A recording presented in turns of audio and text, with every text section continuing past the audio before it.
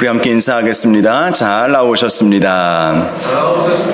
성도님이 계셔서 든든합니다. 성도님 얼굴만 봐도 은혜가 됩니다. 사랑하고 축복합니다. 사랑하고 축복합니다. 네, 감사합니다. 지난 주일 북한 선교 주일로 우리가 함께 지켰고, 또 어제는 통일 사역 세미나 우리 교회에서 함께 섬길 수 있어서 얼마나 감사했는지 모릅니다. 오신 목사님 중에 여자 목사님이 이제 몇 분 계셨는데요. 그 중에 한 분이 제가 봐도 기도를 참 많이 하시는 여자 목사님이세요. 기도 많이 하시고 정말 젊은 시절부터 통일 선교, 북한 선교에 헌신하셨던 분이시고, 지금은 아세아 연합신학대학교, 이제 이름을 아신대학교로 이렇게 축약해서 공식 명칭으로 바꾸었더라고요. 아신대학교 북한학과 주임 교수로 사역하시고, 또 평화 나눔인가 북한 선교 통일 선교 단체의 대표로 사역하시는 아주 귀한 목사님이십니다. 또 여의도 순복음교회 출신이시기도 하시고요. 이 목사님이 어저께 제가 이제 대전역으로 모셔다 드리는데, 여러 목사님 대전역에서 오신 분들 제가 모시고 오고 또 모셔다 드리고 이렇게 제가 섬겨 드렸는데요. 목사님이 가시면서 이런 말씀을 하시더라고요. 교회에 딱 와보니까 처음 오셨던 목사님이신데 이렇게 하나님께서 다 이렇게 안아주시는 느낌이 있다고 그렇게 예언의 말씀을 해주시더라고요. 할렐루야. 성도님들이 기도가 참 많이 쌓여있는 곳이구나, 그렇게 본인이 느끼셨대요. 그래서 우리 교회 성도님들 참 기도 많이 하십니다. 열심히 하십니다. 제가 그렇게 말씀을 드렸는데, 그분의 그 영감이 그대로 우리 교회 가운데 계속해서 이어질 수 있기를 바랍니다. 오늘 말씀은 북한을 향한 하나님 아버지의 마음, 이런 제목으로 말씀을 전하고자 하는데요. 이 내용은 제가 지난 학기 대전신학교에서 북한 선교 학으로 한 학기 강의를 했었거든요. 그때 첫 번째 강의로 제가 북한을 향한 하나님 아버지의 마음이라는 주제로 오늘 본문의 말씀, 특별히 탕자의 비유의 말씀 아니겠습니까? 이 말씀으로 함께 처음에 은혜 받는 시간을 갖고, 그 다음에 다음 2강부터는 이제 이론적인 내용을 제가 함께 전했습니다. 그래서 오늘 이 말씀 우리가 잘 알고 있는 말씀이고, 저도 여러 번 설교를 했던 말씀인데, 북한 선교의 관점에서 하나님 아버지의 마음이 어떠한가, 북한을 향한 하나님의 아버지의 마음이 어떠한가, 함께 말씀의 은혜를 나누고자 합니다. 북한은 한반도에서 가장 먼저 복음이 들어온 땅이었죠. 아무래도 중국을 통해서 이 복음이 들어오지 않았습니까? 복음보다 성경에 먼저 들어온 것도 북한 땅, 북한 지역이었죠. 유래가 없을 정도로 복음보다 성경이 먼저 들어온 곳이 우리 당시 이 조선 땅이었습니다. 1938년 일제강점기 때, 그러니까 1945년에 해방을 맞이했고, 이제 해방 맞이하기 7년 전에 일제강점기 때 통계조사를 했었는데요. 당시 조선 땅에는 60여만 명의 성도들이 있었다고 합니다. 교회 다니는 성도들이 60여만 명. 당시에 아마 우리 조선 땅에 3천만 명의 인구가 있었을 거예요. 3천만. 지금은 이제 5천만이 넘었고, 북한은 2,500만이 넘으니까 합해서 지금 거의 한 8천만 정도 되죠. 우리가 지금 5,500만 조금 안 되지 않습니까? 그래서 합하면 한 8천만 지금은 그렇게 인구가 되었죠. 그런데 벌써 거의 100년 전에는 한 3천만 정도의 인구에 기독교인은 60만 명 정도로 그렇게 일제 시대에 그렇게 추산을 했다고 합니다. 또 해방 전으로 교회 숫자를 조사를 해보니까 북한 땅에는 약 3,000여 개의 교회가 있었다고 합니다. 2,000개에서 3,000개 보는데 쭉 하나하나 조사를 해보니까 북한 교회 연구원이라고 하는 이 단체를 세우시고 북한 역사를 전공하신 유관지 목사님이라는 분이 계세요. 이제 그분도 이제 시니어급이 되셔서 80세가 넘으셨는데 평생을 북한 선교에 헌신하셨던 분이신데요. 학자이시기도 하시고요. 이 목사님이 이제 조사를 해보니까 한 3,000개 정도 교회가 있었다, 그렇게 알려져 있습니다. 그런데 그 당시 남한 땅에는 300개가 안 됐다고 해요. 자, 그리고 당시에 이 60여만 명의 교인 중에 75% 이상이 이북 땅에 성도들이 있었다고 합니다. 며칠 전에 어떤 강의를 제가 온라인으로 인터넷으로 들었는데 그 교수님 이번에도 이제 온라인으로 통일사역 세미나에서도 이제 온라인으로 이제 그분이 서울에서 총신대 교수로 계시기 때문에 온라인으로 세미나를 진행을 하셨는데 그분의 강의를 제가 들어보니까 그 월남 할 때 이제 그 6.25 전후로 그리고 그 6.25 전이겠죠. 해방 전으로 또 6.25 그 사이에 이제 많은 그 월남민들이 있지 않았습니까? 보통 실향민 이렇게 이야기하는데 실향민이라는 의미는 뭔가 좀 부정적인 이미지를 가지고 있기 때문에 그 교수님은 월남민 이렇게 부르면 좋겠다 제안을 하시더라고요. 월남민들. 참 많은 월남민들이 내려온 이유 중에 하나가 이 종교의 박해를 피해서 이제 내려오게 되었다는 것이죠. 기독교의 박해를 피해서 신앙을 찾기 위해서 자유롭게 신앙생활하기 위해서 김일성 정권이 들어서면서 이제 교회를 박해하기 시작하지 않았습니까? 특별히 당시에 북한 땅에는 참 많은 교인들이 있었어요. 남한 땅보다 10배나 많은 교회 숫자가 있었고요. 또 4-5배 이상 되는 성도의 숫자가 북한 땅에 있었던 것이죠. 남한 땅에 교회가 이렇게 부흥하고 성장했던 가장 중요한 원인 중에 하나가 해방 이후에 6.25 전쟁을 통해서 많은 월남민들, 특별히 신앙의 자유를 찾아서 내려왔던 그분들 때문에 그분들이 내려와서 무엇을 했겠습니까? 그분들이 교회를 지은 거예요. 목사님들과 함께 성도들이 내려와서 교회를 세우고 또 부흥의 불쏘시개의 역할을 감당을 했던 것이죠. 또 북한 땅을 위해서 날마다 나라와 민족을 위해서 날마다 지금이야 남한 북한 갈라져 있었지 그 당시만 해도 남북이 갈라져 있다라는 개념은 그분들에게 없죠. 지금은 갈 수 없지만 저 38선 너머에 내 고향이 있거든요.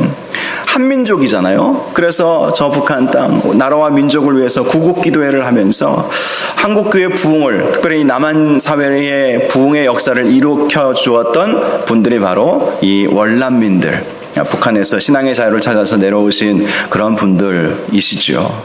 그분들 때문에 이 남한 사회의 복음이 확산되고 남한 땅에 그리고 수많은 교회들이 세워지고 수많은 성도들 1200만 명까지 우리가 숫자가 가지 않았습니까? 지금 한 1000만 명 정도 보고 있지만 그 놀라운 붕의 역사를 일으켰던 그 불쏘시개 역할을 감당했던 분들이 이북에서 하셨던 분들이죠. 실제로 일제강점기 때 부흥의 역사들을 이루었던 도시들은 대부분 다 이북 지역이었습니다. 평양 대부흥, 원산 대부흥, 신의주 대부흥 이런 대부흥의 역사들은 거의 이북 땅을 중심으로 이루어졌죠. 그리고 한국교회에 많은 영향력을 끼쳤던 목사님들이 대부분 다 이북 출신들 목사님 아니시겠습니까? 소망교회를 세우셨던 곽선희 목사님도 이북 출신이고 또 김창인 목사님, 한경직 목사님 다 한국교회에 많은 초창기에 영향을 끼치셨던 분들이 다 이북 출신이세요.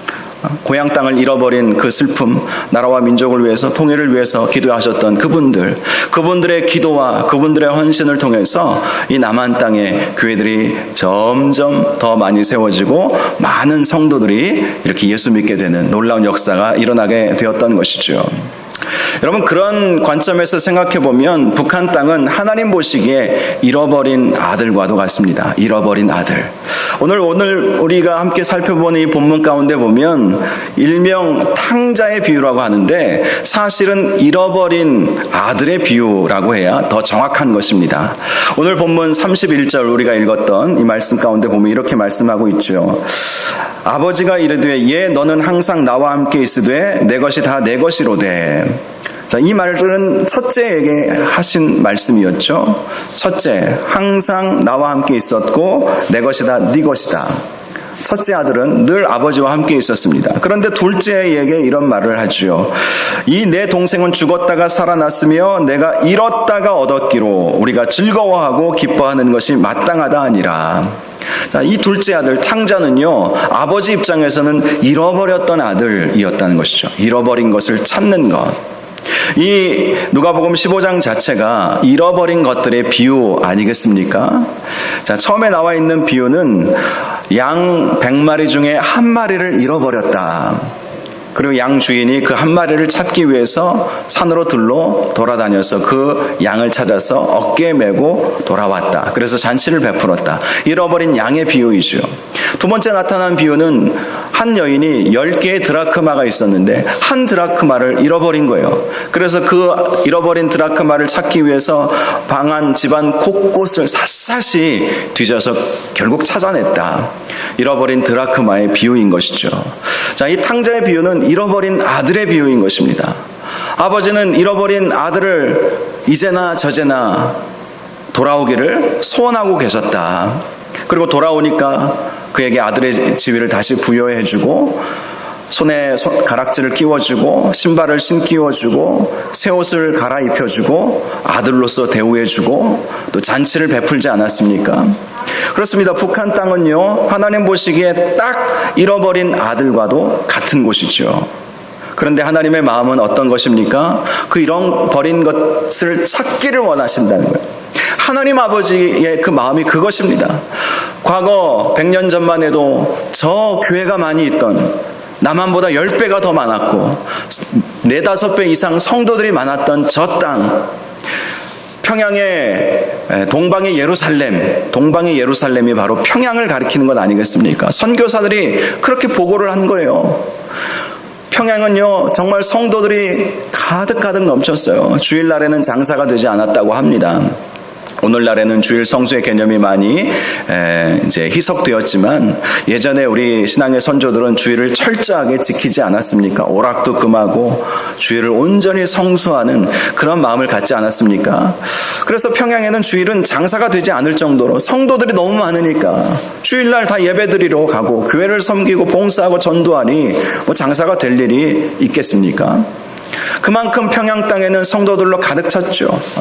우리 교단의 신학교도 평양신학교이지 않습니까? 지금은 총신대학교 또 각 지방마다 지방 신학교들이 우리 교단 사내에 신학교들이 있지만 원래 평양신학교가 우리 교단의 정통 신학교였죠.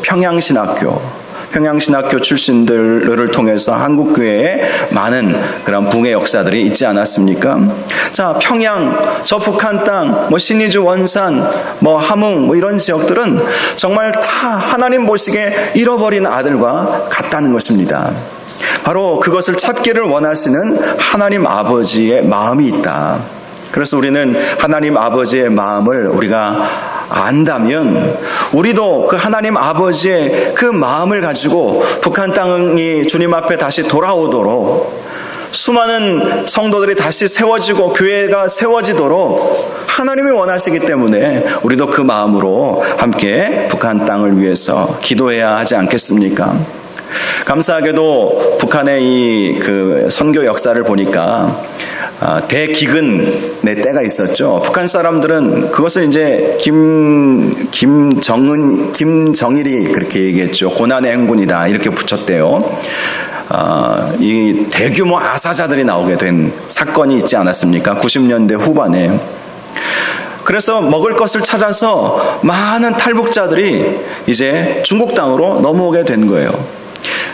넘어왔을 때 조선족교회가 탈북자들을 많이 포용해 주었고요. 또 그 소식을 듣고 한국교회에서 많은 선교사님들을 파송해서 강을 넘어오는 탈북자들을 돕는 사역을 시작하게 된 것이죠. 그 전에 어떻게 북한 선교를 우리가 할 수 있었겠습니까? 많이 할 수 있었던 사역은 기도 사역밖에 없지 않았겠습니까? 그리고 물론 NGO 사역으로 미국 시민권이나 캐나다, 호주 시민권을 가지신 분들이 이제 북한 내지로 들어가서 고아원도 세우고 또 병원도 세우고 또 어떤 공장도 비즈니스 사업하시는 분들도 분명히 있으셨더라고요. 그런데 소극적일 수밖에 없었고 간접적인 선교일 수밖에 없었습니다. 그런데 대규모 기근 사태가 벌어지니까 정말 수백만 명, 한 300만 명 이상이 넘어왔다고 해요. 최소 300만 명입니다. 먹을 것을 찾아서. 그런데 그 중에 상당수가 중국에 넘어와서 선교사님들을 만나게 된 거예요. 그리고 선교사님들이 그들에게 먹을 것을 제공해주고 그들에게 말씀을 가르쳐주게 되었던 것이죠. 그래서 이제 중국 공안에 붙잡혀서 북송당하게 되면 북한 인민군이 국경 수비대에서 가장 먼저 조사하는 것이 중국 땅에서 교회 나가봤냐, 선교사 만나봤냐? 성경을 배워봤냐? 이것을 아주 예민하게 볼 정도로 정말 선교사에게 아주 활발하게 이루어졌던 것이죠. 그래서 북한 선교가 많이 이루어지고 있습니다. 지금도 암암리에 그런 사역들이 이루어지고 있어요. 보통 그 선교사님들이 이제 넘어온 탈북자들을 돌보고 말씀을 가르치는 사역을 예제원이라는 이름으로 사역을 합니다. 예수 제자 훈련원. 보통 한 3개월에서 6개월 이제 오게 되면 일단 먹을 것 먹이고 또 필요한 것들도 주고 그리고 말씀을 훈련시키죠. 그리고 몇몇 분들은 또 많은 분들이 이렇게 이 남한까지 올 수 있도록 또 도와주기도 하는데 상당수 많은 분들이 고향으로 돌아갔었어요. 일부러. 왜 간 줄 아십니까? 복음을 전하기 위해서. 내 가족들 영혼 살려야 되겠다. 나만 예수 믿고 나만 구원받고 나만 편안한 대한민국 들어오는 것을 그들이 원치 않았던 거예요. 그래서 어떤 목사님 한국에 이제 오셔서 총신대 졸업하시고 목사 안수 받고 탈북민들 중심으로 목회하시는 몇몇 목사님들 간증을 들어보니까 그분들이 몇 번을 그렇게 하셨다고 그러더라고요. 중국에서 훈련받고 다시 북한 땅 들어가서 가족들에게 전도하고 그리고 또 전도하는 현장을 또 들켜가지고 붙잡히고 그래서 어쩔 수 없이 다시 탈북하고 또 어느 정도 중국에서 선교사님들과 훈련받다가 또다시 북한으로 들어가고 복음 전하고 지하교회를 세우고 그래서 지금 지하교회가 한 20만 명 이상은 된다고 그렇게 보고 있어요. 놀라운 기적의 역사들이 일어나게 된 것이죠. 하나님 아버지의 북한을 향한 그 마음을 품고 죽으면 죽으리이다. 우리가 에스더서에서 살펴본 말씀처럼 죽으면 죽으리이다 라는 마음으로 북한 땅으로 다시 들어가는 그런 탈북자들이 있다는 것. 그들이 왜 죽을 줄 알면서 다시 붙잡힐 줄 알면서 왜 다시 북한 땅으로 들어갔겠습니까? 물론 가족 보고 싶은 마음이야 당연하겠지만 정말 중요한 것은 내 가족 영혼 구원 시키기 위해서 북한에 들어간 거예요. 가족 구원, 동네 친구들 구원해 주기 위해서. 어제 우리 이제 오신 분들 중에 우리 어제 이제 뭐 간식 섬겨주셨던 권사님들은 보셨을 거예요. 키가 이렇게 큰 트레버 폴리 선교사, 젊은 선교사예요. 순교자의 소리라고 하는 그 선교단체의 북한 담당 부팀장으로 있어요. 원래 팀장님이 같이 오셔야 되는데 다른 사역이 있어서 팀장님은 한국 분이시고 부팀장으로 그 젊은 이제 남자 선교사 트레버 폴리라고 하는 선교사님이 이렇게 이제 같이 와서 참여를 하지 않았습니까? 여러분 그 세미나 내용 중에 첫 강의가 가정예배, 그러니까 통일시대 이후에는 가정예배를 회복하고 또 우리의 예배가 가족 단위의 예배가 드려지면 좋겠다 이런 제안이 있었어요. 그게 굉장히 그분한테 이제 어떤 그 인사이트라고 그러죠. 어떤 그 깨달음이 왔나 봐요. 그러면서 이제 그 발제했던 목사님을 저한테 그분이 얼굴을 잘 모르겠으니까 소개해달라고 그러더라고요. 식사 도중에. 그래서 제가 소개해서 이렇게 이제 알려드렸더니 그분이 어떤 얘기를 하셨냐면 이 트레버 폴리 선교사님의 아버지가 순교자의 소리를 만드신 이 선교사님이시거든요. 선교사님의 아들이 대를 이어서 이제 한국 땅에 와서 또 이 사역을 하시는 거예요. 근데 자기가 어렸을 때 어머니 아버지와 함께 가정예배를 드렸다는 거예요. 가정예배. 그런데 어머니 아버지가 늘 하셨던 얘기가 지금 우리가 이렇게 드리는 이 가정예배가 북한 지하교회 성도들이 가족들끼리 모여서 드리는 예배다. 그러니 우리가 이 예배를 드릴 때 북한 지하교회 성도들을 위해서 함께 기도하면서 그렇게 예배를 드려야 된다. 어렸을 때부터 매번 예배 드릴 때마다 북한의 지하교회 성도들, 북한에서 정말 숨어서 예배 드리는 소규모로 가족 단위로 예배 드리는 그 사람들을 생각하면서 우리가 함께 가족끼리 예배 드리자. 그게 이제 어제 그 발제의 내용을 통해서 이제 굉장히 마음속에 어렸을 때 추억도 떠오르고 그래서 자기의 그 경험을 얘기해 주기 위해서 이렇게 만나기를 원했던 것을 제가 들었어요. 여러분 그래요. 북한에도 예수 믿는 성도들이 있어요. 정말 자유롭게 예수 믿고 싶어하는 분들이 계시죠. 하나님 아버지는 정말 그들이 마음껏 찬양하고 마음껏 하나님을 예배하고 마음껏 통성으로 기도하기를 원하지 아니하시겠습니까? 우리 남한 교회 성도들이 예배드린다고, 찬양한다고, 교회에 모인다고 핍박받습니까? 물론 개별적인 핍박은 있을지 모르지만 대놓고 핍박하지는 않죠. 우리나라는 종교의 자유가 있기 때문에. 그러나 저 북한 땅은 종교의 자유가 없지 않습니까? 공식적으로는 종교의 자유를 허용한다고 해요. 헌법에는. 북한의 헌법이 있대요. 뭐 어느 나라든지 그 나라의 헌법은 있겠죠. 북한 헌법에는 종교의 자유를 보장한대요. 그런데 북한은요, 헌법보다 더 중요한 것은 당령이라고 하는 것이 있죠. 당의 어떤 그 규례, 뭐 규정 이런 거, 거기에는요 종교의 자유를 허용하지 않는다고 합니다. 그래서 공식적으로는 뭐 북한의 봉수교회, 칠골교회, 또 뭐 천도교도 공식적으로 있고 원불교도 있고 뭐 그렇대요. 천주교도 있고 성당도 있고 장충 성당인가 성당도 있고 하는데, 그 교회나 천도교, 원불교 또 성당에 참여하는 사람들은요 다 당 간부라고 합니다. 그러니까 어떤 일이 있었냐면, 보통 우리도 공무원 분들 이렇게 뭐 구청에서 일을 하면 다른 구청으로 옮기고 부서도 옮기고 막 그렇게 하잖아요. 그래서 어제까지는 내가 기독교의 신자로 등록이 돼서 기독교 예배 시간에 가서 참여를 했는데, 발령이 천주교로 나면 그 다음날 천주교에 가가지고 미사라고 하는 건 형식적이겠죠. 그걸 드려야 되고, 몇 년 천주교 교인으로 당원으로 그렇게 일을 하다가, 그러니까 일을 하는 것이죠. 그러다가 불교로 발령이 나면 또 불교로 간답니다. 그러니 뭐 진짜 믿음이겠어요. 그런데 또 거기서도 희한한 일이 있더라고요.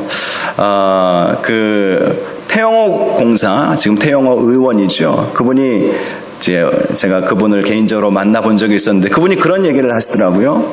그 봉수교회, 칠골교회 가짜교회인데 당원들이 거기서 그냥 일하는 거예요. 예배드리는 게 아니라 교회 일을 하는 거예요. 기독교에 관련된 일을 하는 공무원들인 것이죠. 그런데 그 형식적으로 가짜 예배 같은 데 돼도 거기서 은혜 받고 성령 받는 사람들이 있더래요. 어떻게 우리가 해석하고 받아들여야 될지 모르겠지만 하나님은 살아 역사하신다. 애써서 우리가 새벽마다 보면서 오늘까지 다 보았는데, 배후에서 역사하시는 하나님이 계시지 않습니까? 배후에서 역사하시는 하나님. 북한에서도 배후에서 역사하시는 하나님의 역사하심과 능력과 하나님의 손길이, 하나님의 섭리가 분명히 있겠죠. 하나님은 북한을 포기하지 아니하십니다. 오늘 말씀 가운데 우리가 다 읽지는 않았지만 아버지가 아들을 포기하지 않지 않았습니까? 아들을 포기할 수 없어요. 어느 아버지가 아들을 포기하겠어요? 이제나 저제나 돌아올까 기다리고 있었던 그 아버지의 마음. 이 둘째 아들은 정말 못된 아들이었습니다. 왜 못된지 아십니까? 아버지에게 자기에게 돌아올 유산을 먼저 달라고 경망스러운 불효에 해당하는 그런 경망스러운 말을 한 거예요. 그 말은 다른 말로 해석하면, 왜 아버지는 아직도 안 죽고 나한테 줄 재산 아직도 가지고 있느냐, 이런 의미거든요. 빨리 죽으란 얘기예요. 그런데 아버지는 참 그래도 아들에게 재산을 준 것 보면, 참 어떤 책은 그래서 탕부 하나님, 이런 책도 제목도 봤어요. 탕부. 탕자만 우리가 생각하는데 세상 사람들이 볼 때는 아버지를 이해할 수가 없는 거예요. 탕자도 이해가 안 되지만 아버지도 이해가 되지 않는 거예요. 다 탕진해버리는 아버지. 달라니까 주는 거예요. 달라니까. 사실 그 은혜로 우리가 구원받은 것 아니겠습니까? 그 은혜로 예수 그리스도께서 십자가 지시고 우리가 죄 용서함 받은 거 아니겠습니까? 탕진하시는 걸, 하나님의 사랑을 탕진해 버리시는 그 아버지의 모습. 그래서 탕부 하나님, 그런 얘기를 하는 책도 제가 본 적이 있습니다. 참 하나님은 이해할 수가 없어요. 아들이 허랑방탕하여서 모든 것을 다 잃어버리지 않았습니까? 그리고 아들은 비참한 삶을 살죠. 결국 하나님을 떠난 인생은 그렇게 비참한 삶을 살 수밖에 없다는 것을 보여주는 것입니다. 북한 땅, 이 북중 국경 지역을 가보시면 아실 거예요. 보신 분들도 계실지 모르겠지만, 강하나 사이에 이 중국 땅은 옥수수 농사며 쌀 농사며 깨 농사며 모든 농작물들이 잘 됩니다. 잘 돼요. 중국의 단기 선교를 가보면요, 중국 사람들은 손님 대접하는 것을 미덕으로 생각하기 때문에 정말 푸짐하게 막 음식을 내놔요. 딱 알맞게 내놓는 게 아니라 그것은 그들한테는 아주 불경스러운 일로 그렇게 생각을 한다고 하더라고요. 손님을 접대한다 그러면 정말 저 음식이 가득가득 남아야, 그 남아서 버릴지라도 남아야 그게 접대하는 거래요. 그만큼 풍성합니다. 중국 땅은. 중국의 농산물들 잘 되고 농사도 잘 되고요. 그런데 강 건너 북한 땅은요, 안 되는 거예요. 뭘 해도 안 되는 거예요. 아니, 땅이 차이가 나는 거 아니에요. 강 하나면 땅의 어떤 토양의 토질 뭐 이런 차이가 아니죠. 물론 뭐 비료를 잘 주지 못하고 가꾸지 못해서 뭐 그랬다고도 하지만, 왜 그런 일들이 벌어집니까? 강 하나 사이로. 하나님을 떠나면 그렇게 될 수밖에 없다는 것을 보여주는 것이죠. 그래도 중국이 그나마 공산권이지만 그래도 중국을 지탱하고 있는 것은 중국교회 성도들의 기도가 있기 때문입니다. 북한은 정말 물론 소수의 교회 성도들이 자기 조국을 위해서 기도하고 있겠지만, 그러나 억압받고 있지 않습니까? 그런데 중국만 해도요, 자국민들한테는 종교의 자유를 허용을 해줘요. 심양에 가보니까 존 로스 선교사님, 성경을 번역해서 이 조선 땅으로 보내주었던 존 로스 선교사님, 중국 선교사님인데 조선 사람들을 만나서 그들에게 조선어를 배우고 또 그들과 함께 성경을 번역해서 누가복음을 번역해서 조선 땅으로 보내셨던 그 선교사님이 세운 교회가 있어요. 심양에 가보면 그 교회에 현재 모이는 성도가 3만 명이 넘습니다. 중국 성도들이. 외국인은 종교 집회에 참여할 수 없기 때문에 중국 국적을 가진 성도들이 한 교회에 3만 명이 넘게 모여요. 그런 교회가 수두룩합니다. 수두룩해요.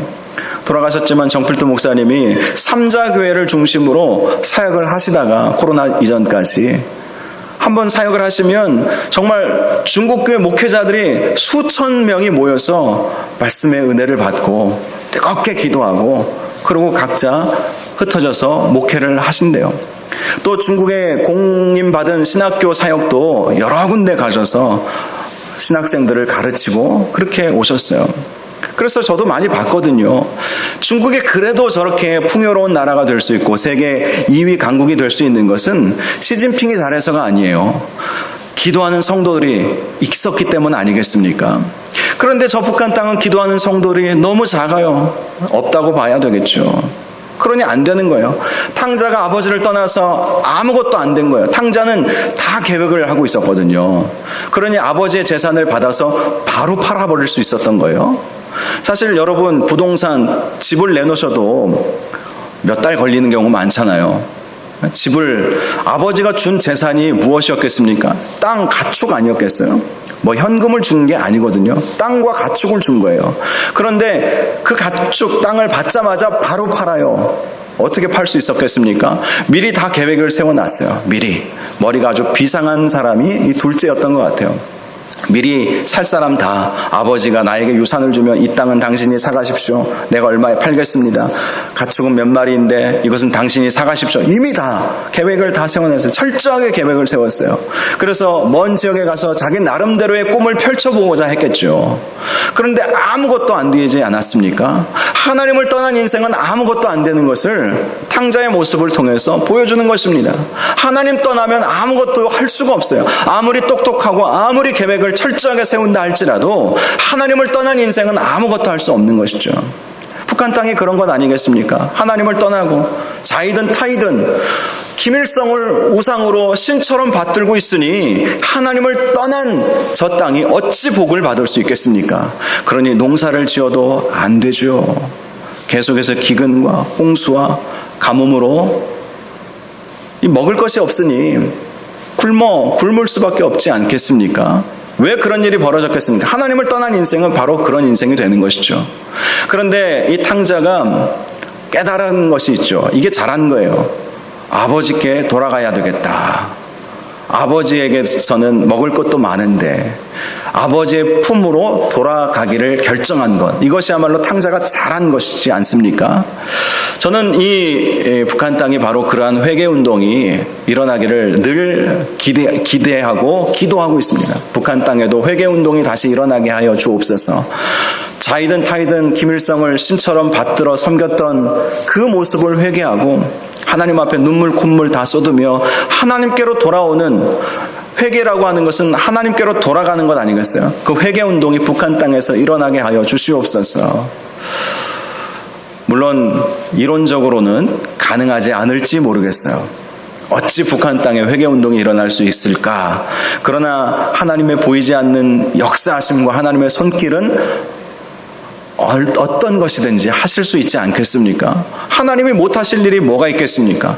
우리가 기도로 뒷받침하고 우리가 최선을 다해서 북한 선교를 위해서 기도하면 하나님께서 역사하실지 누가 알겠어요? 독일 통일을 봐도 그렇잖아요. 동독과 서독이 어느 날 갑자기 통일을 했어요. 1989년에 통일을 했어요. 제가 자세한 내막은 모르지만 동독의 총리인가 대통령인가, 서독과 동독이 갈라져 있었는데 그 사람인지 아니면 거기 외무부에 관련된 아주 중요한 자리에 있었던 사람인지 전날 술을 먹고 기자들에게 우리는 서독과 통일하기로 결정했습니다. 그렇게 발표를 해버린 거예요. 술김에. 결정이 난 것도 아닌데요. 그러니까 동독 사람들, 서독 사람들이 베를린 그 장벽이 있잖아요. 동서장벽. 거기에 막 몰려들어갖고 우리 통일한다고 높은 관직위에 있는 관리가 막 말을 하니까 그거를 몰려들어갖고 허물어버린 거예요. 그래가지고 갑자기 통일이 된 거예요. 서로 두 정부가 합의하고 어떻게 할 것이고, 조직은 어떻게 할 것이고, 정부는 어떻게 세울 것이고, 통합 화폐는 또 어떻게 할 것이고, 논의하기 전에 실수로 말 한마디 잘못 나간 게 서독 사람들, 동독 사람들 통일에 대한 열망이 있지 않겠습니까? 그래서 이 베를린 장벽에 몰려들어가고 그걸 그냥 다 깨부신 거예요. 말은 내뱉었죠. 사람들은 모여서 장벽을 허물어 버렸죠. 그러니까 갑자기 통일이 되어버린 거예요. 하나님께서 역사하시면 어느 순간 갑자기 어떤 방법으로든지 통일은 될 수 있지 않겠습니까? 기도하면 되는 거예요. 서독의 교인들이 얼마나 기도했겠습니까? 동독에서 핍박받았던 동독의 교인들이 얼마나 핍박받으면서도 기도했겠습니까? 그 눈물의 기도를 하나님께서 들으신 것이죠. 북한도 이제는 지하교회 성도들이 어느 정도 막 세워지고 있고, 그루터기 교인들이 있어요. 그루터기 교인은 해방 이전부터 예수 믿었던, 그래서 지금도 숨어서 예수 믿고 있는 사람들, 그들은 서로 긴밀하게 연락하고 있고 결혼도 그들 사이 안에서 그들끼리 그렇게 결혼도 한다고 해요. 그것은 이제 그루터기 교인이라고 말을 하고요. 지하교회 교인은 이제 고난의 행군 시기 그 이후에 선교사님을 통해서 복음을 듣고 북한 고향 땅에 들어가서 복음을 전하고 교회를 세워서 예수 믿게 된 사람들이 지하교회 성도들, 이렇게 이제 보통 분류를 하거든요. 그분들이 열심히 지금 기도하고 있지 않겠습니까? 또 남한교회 성도들이 또 열심히 기도하면 통일은 어느 날 갑자기 올 수 있지 않겠어요? 하나님의 역사를 이루십니다. 기도하는 성도의 그 기도를 외면치 아니하시고 하나님은 반드시 하나님의 역사를 합력하여 선을 이루신다. 하나님은 둘째가 돌아오기를 원하시는 마음을 가지고 계시기 때문인 것이죠. 자, 그런데 첫째가 문제예요. 항상 첫째가 둘째가 돌아와서 아버지가 잔치를 베푸니까 계산을 하는 것이죠. 자기는 송아지 한 마리도 잡아주지 않았는데 저 둘째가 돌아왔다고 잔치를 벌여주고 다시 아들의 지위를 회복시켜주니까 그게 너무 싫은 거예요. 잔치가 벌어졌는데 나갔던 둘째는 잔치에 참여하지만 원래 아버지와 늘 함께 있던 그 첫째는 잔치에 들어가기를 거절합니다. 이것이 참 역사의 아이러니라고도 할 수 있죠. 남과 북을 생각해보면 어찌 보면 남한 사회가 첫째일 수도 있죠. 북한과의 통일 탐탁치 않게 생각하는 분들도 있어요. 계산을 해보니까 이게 손해가 많이 날 것 같거든요. 통일은 대박이다. 예전에 박근혜 전 대통령이 얘기를 해서 그래서 여러 연구단체가 정말 얼마나 대박이 날 것인가 연구 결과를 발표를 했는데 그 결과가 상반되더라고요. 어떤 단체는 정말 대박이다. 또 어떤 단체는 쪽박이다. 계산을 해보니까 첫째 같은 경우는 계산해보니까 이건 아닌 거예요. 아버지가 너무 이건 탕진하는 것 같이 느껴지는 거예요. 여러분, 통일을 향해서도 남한 사회의 분위기가 그렇게 가고 있습니다. 교회도 마찬가지고. 제가 지난 주일에도 말씀드렸듯이 통일이 필요합니까? 라고 물어보니까 필요할 것 같다라고 긍정적으로 90%가 대답을 했는데 통일을 준비하고 있습니까? 준비를 안 하는 거예요. 10% 정도만이. 그중에 우리 교회가 한 교회이겠죠. 그래도 북한 선교 주일 제가 어쨌든 말씀 전하고 뭔가 좀 해보려고 하고 기도라도 하고 그런 교회는 10%밖에 되지 않는 거예요. 첫째 아들인 거죠. 첫째 아들. 통일에 대한 관심이 없어요. 둘째가 돌아오든 말든 저 먼 나라에서 죽든 말든 상관없는 거. 사마리아인의 비유에서도 우리가 볼 수 있었듯이 유대인, 강도 맞는 유대인의 진정한 친구는 누구였습니까? 그들이 원수로 생각했던 사마리아인이 진정한 이웃이다. 예수님이 왜 그 말씀을 해주셨을까요? 강도 만난 북한 사람들을 돕는 사람의 진짜 이웃이라는 거예요. 진짜 친구라는 것이죠. 강도가 무서워서 제사장과 레위인은 도망갔습니다. 김정일, 김일성 그 공산주의가 무서워서 그들과 교류를 끊고 상대를 하고 싶지 않다. 회피하고 싶다. 이것은 제사장과 레위인의 마음인 것이죠. 그러나 강도가 있든 없든 김정은이가 핵을 개발하든 아니하든 나는 북한을 위해서 기도하겠다. 저들을 품고 어쨌든 영혼들을 살려내기 위해서 기도하겠다. 그것이 선한 사마리아인의 마음인 것이죠. 또한 하나님의 마음인 아니겠습니까? 저와 여러분이 오늘 특별히 이제 매월 셋째 주에는 마지막 주 금요일에는 선교 기도회로 모이는데 오늘은 북한 선교를 위해서 함께 기도하려고 제가 했습니다. 그래서 다른 우리 선교사님들한테는 한 달만 이제 좀 참아주시고 한 달 후에 제가 기도하고 오늘은 북한을 위해서 통일을 위해서 기도하겠다 이렇게 몇몇 분들에게는 말씀을 드렸는데요. 여러분. 저 북한 땅은 하나님 보시기에 잃어버린 땅입니다. 잃어버린 아들이에요. 잃어버린 한 마리 양이에요. 잃어버린 드라크마와도 같은 곳이에요. 그런데 하나님은 그것을 찾으면 잔치를 벌이고 싶어 하신다. 모든 것을 다 탕진하고서라도 찾은 그 기쁨이 너무나도 크기 때문에 그것이 하나님 아버지의 마음이고 우리가 가져야 할 마음인 것입니다. 경제적 득실을 따지는 것이 아니라 통일이 되면 그 이후에 어찌할까? 이게 손해냐? 더 좋은 일이냐? 안 좋은 일이냐? 이게 중요한 게 아니라 하나님께서 무엇을 원하시는가? 하나님은요 그리스도 안에서 모든 것이 땅과 하늘의 모든 것이 통일되기를 원하시지 않습니까? 북이스라엘과 남유다가 둘이 하나가 되기를 원하시는 하나님 아버지의 마음을 에스겔 선지자를 통해서 말씀해 주지 않으셨습니까? 하나가 되기를 원하는 것, 분열되는 것이 아니라 그것이 하나님 아버지의 마음이라는 사실을 여러분 꼭 기억하시고 이 밤에 하나님 하루속히 통일을 허락하여 주옵소서. 저 북한 땅 하루속히 문이 열려서 주의 복음이 들어가게 하시고 김정은 정권이라도 회개하고 하나님 앞에 돌아올 수 있는 놀라운 은혜의 역사가 있도록 인도하여 주시옵소서. 그래서 통일이라고 하는 잔치가 벌어질 수 있도록 이 한민족 가운데 이 우리나라 가운데 그러한 은혜를 허락하여 주시옵소서. 이렇게 함께 기도할 수 있기를 주님의 이름으로 축복합니다. 기도 제목 여러분 보시면서 함께 기도하기를 원하는데요. 제가 여러분들에게 나누어드린 기도 제목은 북한 사역 목회자 협의회 제가 임원으로 지금 섬기고 있는 단체인데요.